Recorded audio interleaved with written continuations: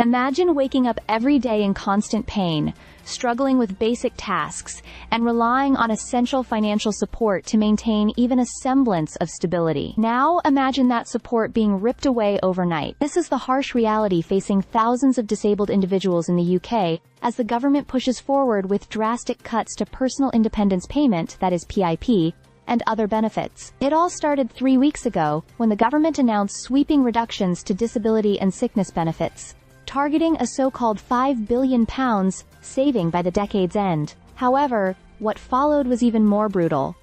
The Office for Budget Responsibility revealed that the projected savings were far lower than expected. In response, the Treasury took even more drastic action, halving the amount new claimants receive and freezing existing payments until 2030. The result? Widespread fear, desperation, and financial instability for some of the most vulnerable people in society. Take Kevin, for example. A 60-year-old man from Liverpool. Kevin's life changed forever after breaking his back in a factory accident. Despite numerous attempts to continue working, first in hospitality, then in vehicle recovery, his deteriorating condition forced him onto disability benefits. Today, he lives with severe nerve compression, constant pain, and mobility issues. Under the new rules, Kevin fears he will lose a significant portion of his PIP support, leaving him unable to afford even basic necessities. That'd be a disaster for us, he says, already struggling to make ends meet. And it's not just Kevin. His 21-year-old autistic son, who also suffers from ADHD and epilepsy, faces a similar fate. The new eligibility criteria could strip away his support, making an already challenging life even more unbearable. "I'm terrified," Kevin admits. "My mental health is in the gutter. How do these people sleep at night?" These cuts don't just impact individuals, they threaten entire families. The government claims its goal is to encourage more people into work. But for many disabled individuals, this simply isn't a realistic option.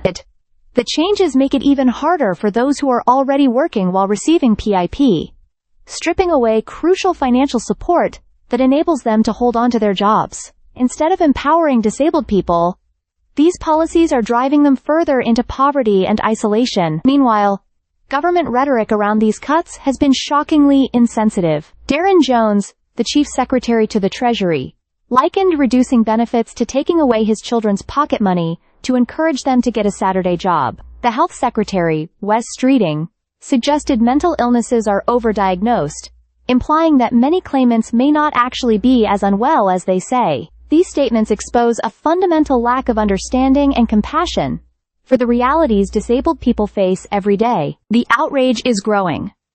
Protests led by disabled people against cuts, that is, DPAC, have erupted across the UK, with thousands taking to the streets to voice their anger. For many, this is just the beginning of their fight against what they call deadly and disgusting cuts. Campaigners argue that the government should focus on addressing the root causes of unemployment, such as poor healthcare, lack of accessible workplaces, and financial insecurity, rather than punishing those who cannot work due to genuine disabilities. However, the party once associated with social justice and welfare support now finds itself at the center of this crisis.